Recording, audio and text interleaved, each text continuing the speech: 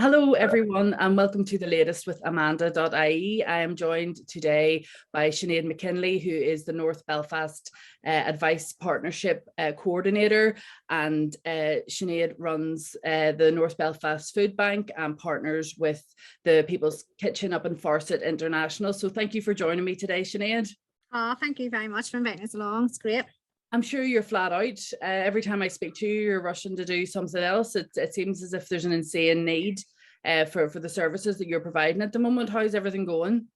Yeah, it has been, when I look back at the last 18 months and I look at the work we have done and what we have achieved and the families we've helped, it's hard to take in the numbers, the amount of people.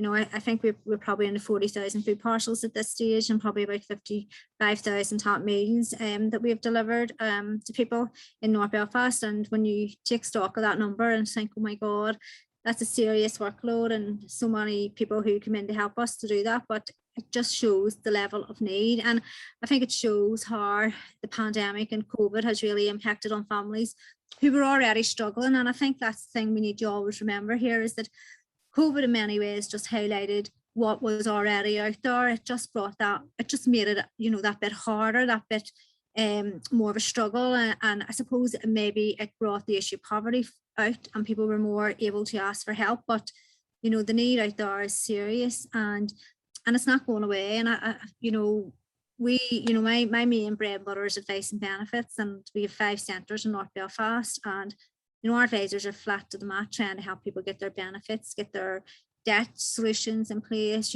trying to make sure that we maximise income as best we can.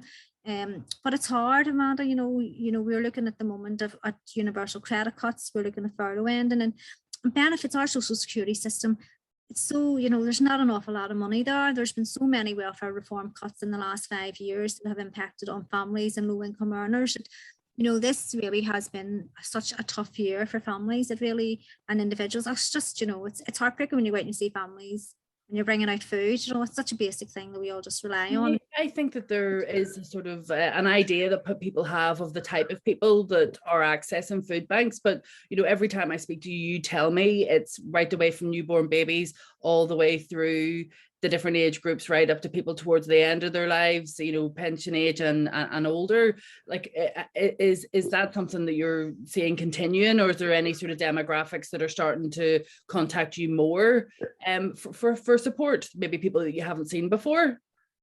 It is such a wide variety of people that come. Just, we have people who we have our working poor who, it just takes a couple of hours to be cut from their income to push them over the edge. We have, and also, if you think of this time of year with children going back to school, that is such an impact in families. The cost of the school day, the cost of school uniforms has left a lot of families short this month. So we've seen more families access the service, and we ran a school uniform swap shop in order to support families, and we've ran it from May this year, which I'm going to say we've never done that before. We usually run it in August, but we thought we'd take a chance. We'll run it from May. We'll move it about North Belfast.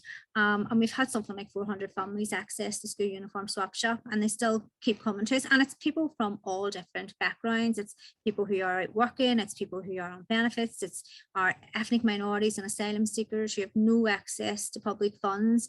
In one case we had a wee granda come in, and he was in because he looks after his 2 grandsons, and he was in getting them new trousers and school jumpers. And it's just, it does, you don't really realize just how many people need that extra help and support. But I always say it only takes one thing to go wrong in a week, and that can throw your finances all over the place, and then you are struggling. So you are, and sometimes there's people who can get back on their feet quite quickly with good family support, but there's other people who actually really struggle after that, and it takes them, maybe a couple of weeks, couple of months to get round. And then we have other families who, I kind of go, God help them.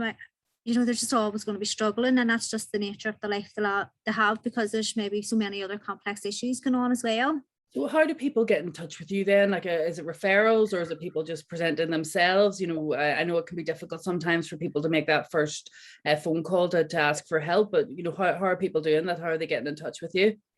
People come to us, I'm going to say, through a range of services. First of all, our advice services. So our advisors, and people come in and get a benefit check done, or they present us needing help with debt. we will always look at their income, and we will always know when we look at it, like we look at how are people living on this amount of money, so we can assess very quickly, you're struggling, or you might need that wee extra bit of support. And people come into us for various reasons, so it could be they've had a change in their life, so a bereavement, sickness, losing a job, so they're moving on to a benefit. And you look at universal credit at the moment, there's a 5-week wait, and that often pushes people into needing that extra help and support. And there are people who are already maybe facing a trauma, who are dealing with trauma in their life. If you look at someone who's bereaved, someone who's maybe gone through a sickness, so they have all these other issues going on as well. So people can come in through our advice service, or they come in through our debt advisors, who will look at, so they don't have any disposable income left, so everything they have is going out to pay off a debt. So therefore, we always know food is the last thing they will do. They will go out and buy.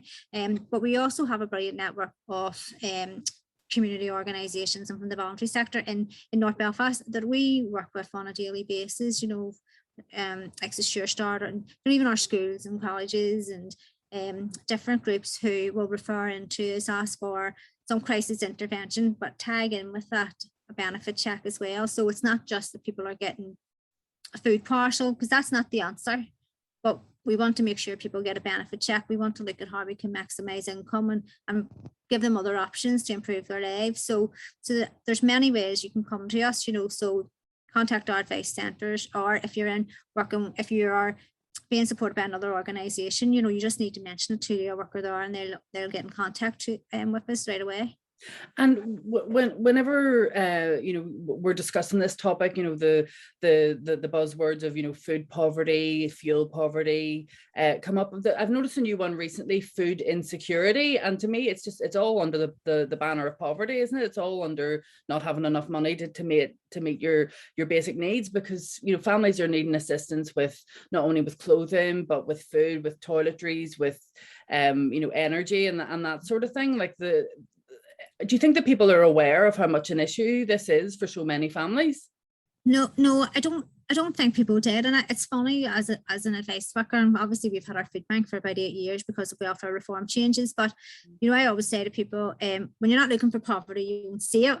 That's just the way it is. But you could go into any street, and it's funny, I'll always kind of scan my eyes right, and you'll always identify a house where there's no curtains up, and all of a sudden you're thinking there's fuel poverty right away.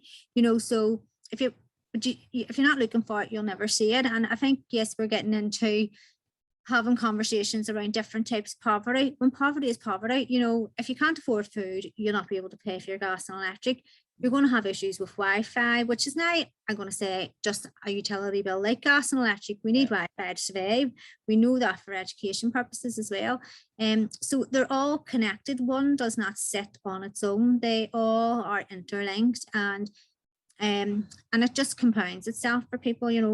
When we have people come in for referrals, we actually ask, do you have gas and electric? Do you need help with that?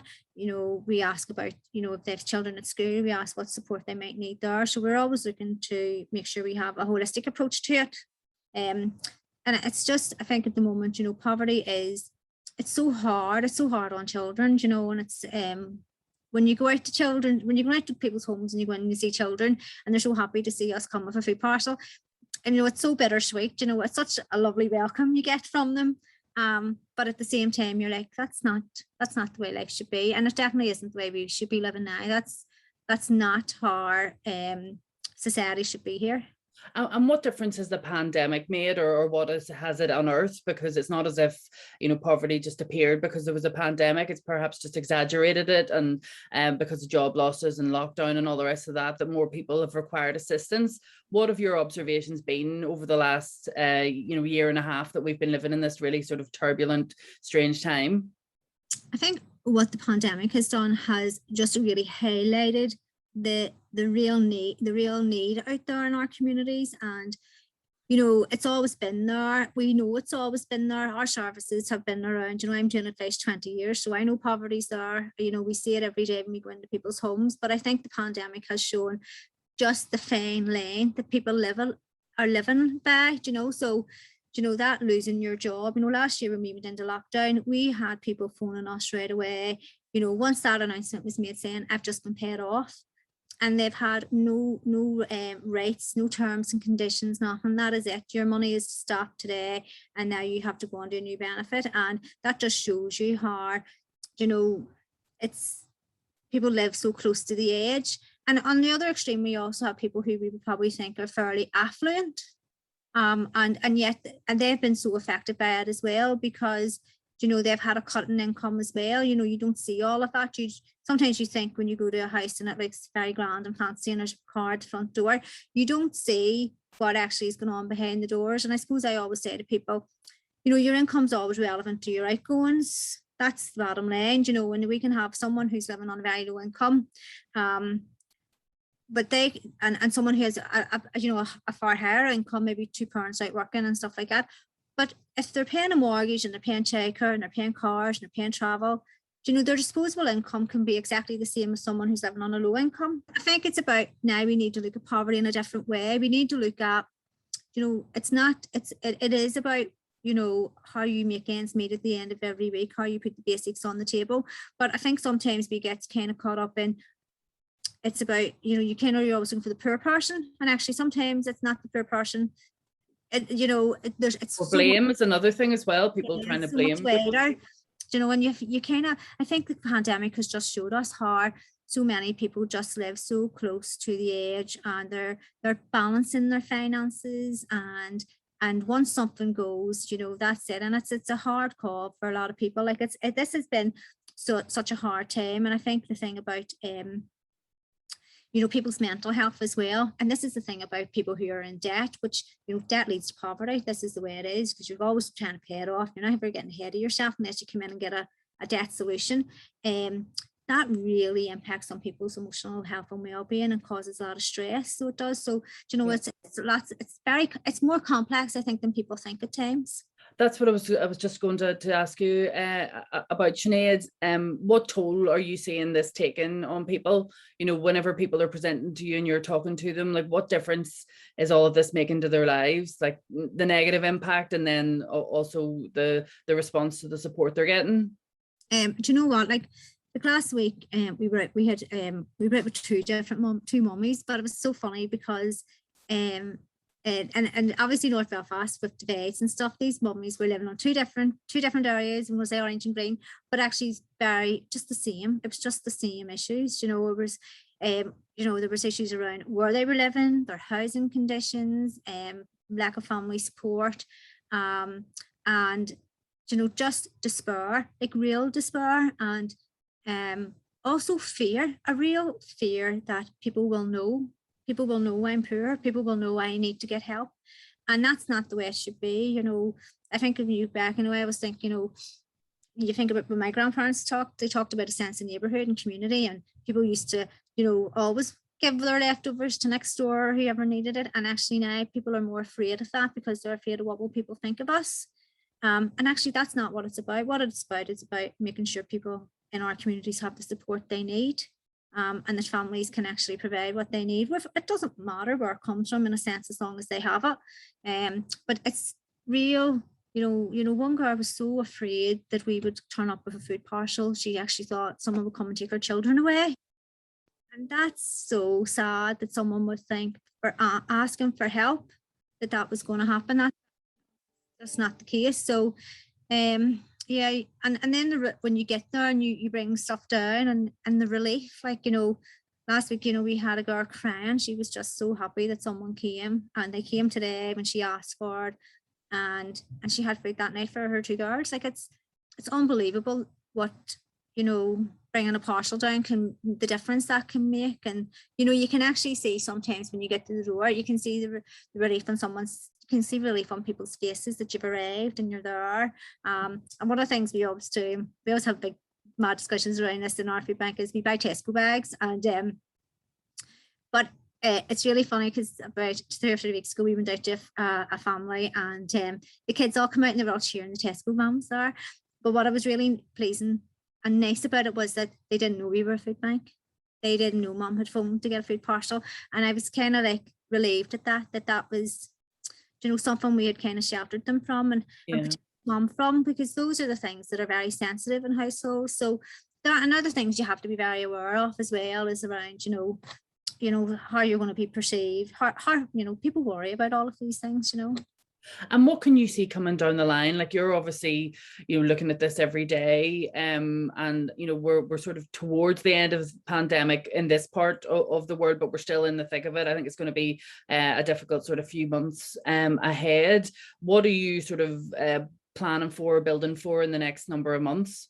Well, obviously we have this ongoing debate now at the House of Commons. It's going on around the £20 uplift of GC, and it being removed this month, and that is going to be hugely detrimental to families and individuals. Like £86 a month, to lose that is, you know, and actually, when you think about it, the small amount of money that benefits is, to then take that £86 away will be so damaging to people. Will just you know, people will really struggle with that, so they will.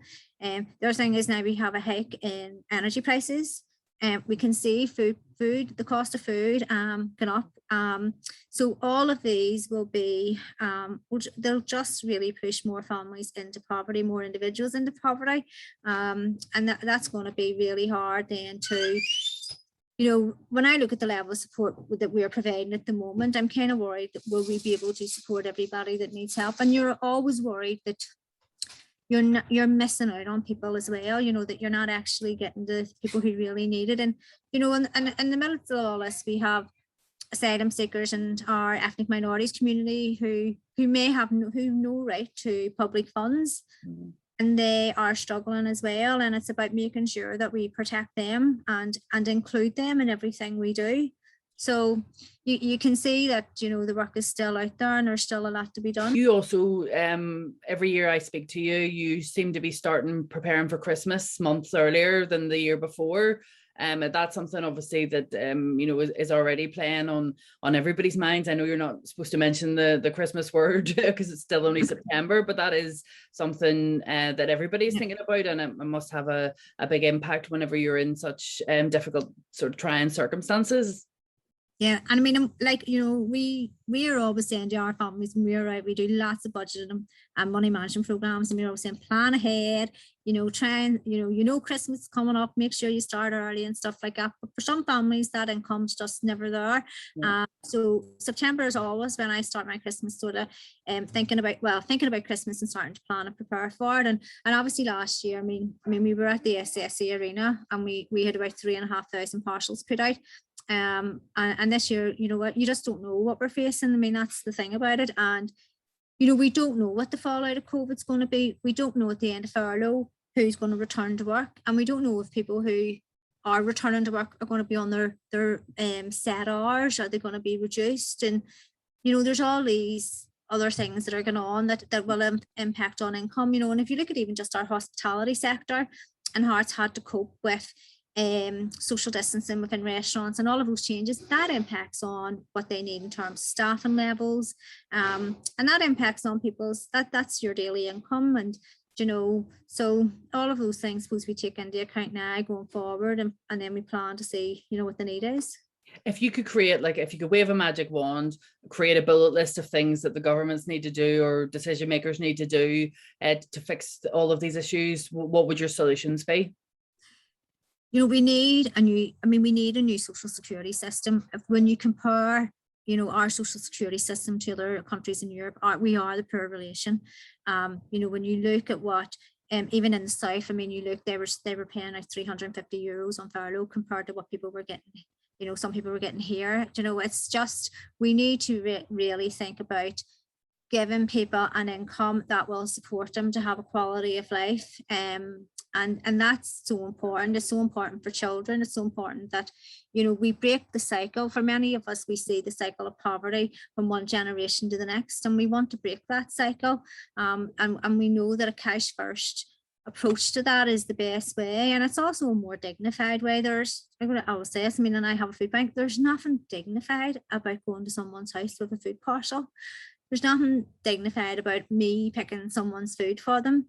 That's, you know, when you think about it, it's the best we can do in the circumstances, but it's not right. And I would never be one to say promote that. That's not what I believe in. I believe that people should have the right to go to the supermarket, pick their own food and do their own shopping and bring their children with them. And So what we need is we need to put more money into people's houses, into people's pockets. And what we need to do is make sure that we actually support our communities. And you know, you look at, you know, I always think, you know, education is the way out of poverty. We need to make sure that our children are never left behind in education. And it's one of those things that if you think here, we're torn between the whole thing around transfer test money this year. I think it shows you how divided we can be around things like that. But we actually need to get back to basics and thinking, you know, all children deserve a really good start in life. And that's the basics. That's the thing that we can really do. That's something that's already there within our gift. When you look at the education system, we just need to get a structure in place that does that. So, but a cash first, yes, I would love to see a better system. And I would love to see that, you know, things like low paid workers, we need to have a basic income wage. We need to make sure that we have, you know, real employment champions out there, and government should take the lead in that. We should have, you know, they should be the people to say, here's how you treat your workers, here's how you pay them, here's their terms and conditions, this is good practice. And, you know, there are things that I think we should be able to put in place. So, but let's hope anyway. Sinead, over the last, you know, 20 years, however long you've been doing this kind of work, what lessons has it taught you as an individual? Life can change in the blink of an eye, Amanda. And I think, and you know, it's not just about the pandemic, it's not just about COVID, it's about, you know, and I said this, you know, bereavement, sickness, redundancy, having a baby. Someone, you know, today we had the circumstances where we had a mummy on the phone in a real state about getting a food parcel. And when we get down and I said, what's wrong? And her oldest has left school and she's down £300 a month. And that's, you know, the reality of life. That's the things that just make such a difference to people's lives and incomes. And, you know, so, you know, you can't really take anything for granted. And I think what we need to do is we need to be better at actually looking out for each other. And I think that's one of the things that, you know, I think the COVID has helped us do that. In the last 18 months, I think people are now more actually, oh yes, actually there are things out there, I'm getting it good. And I think they can now see there's other people who are in a worse situation than me. But, you know, because we see it, suppose, every day in advice, you know, we never take things for granted. And that's the lesson that I always learn. And, you know, I always say, you know, you can't walk, you know, until you've walked in someone's shoes, you can't be judgmental of them. Mm-hmm. You know, you just take it as it comes, and you just try and help people the best you can. And if people wanted to get involved in helping the work that you're doing in North Belfast, or, you know, I suppose in any other place as well, you know, they can do that in a variety of ways, through lobbying, through activism, through volunteering, through making donations as well. If people wanted to learn more about what you're doing, how do they get in touch with you?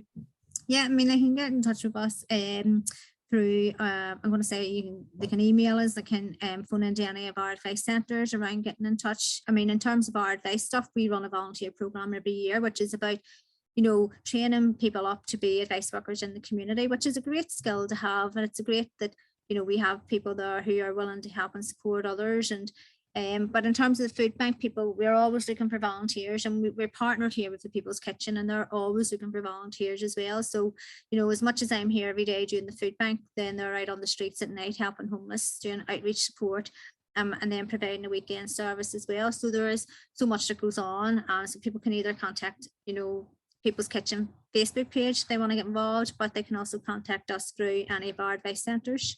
That's great. Sinead, I'll put up all of the contact details at the end of the clip. Thank you so much for joining me today. I really appreciate you sort of shining a light on this topic that I'm not sure that everybody is fully aware of how bad it can get for some people, and that it's a growing issue.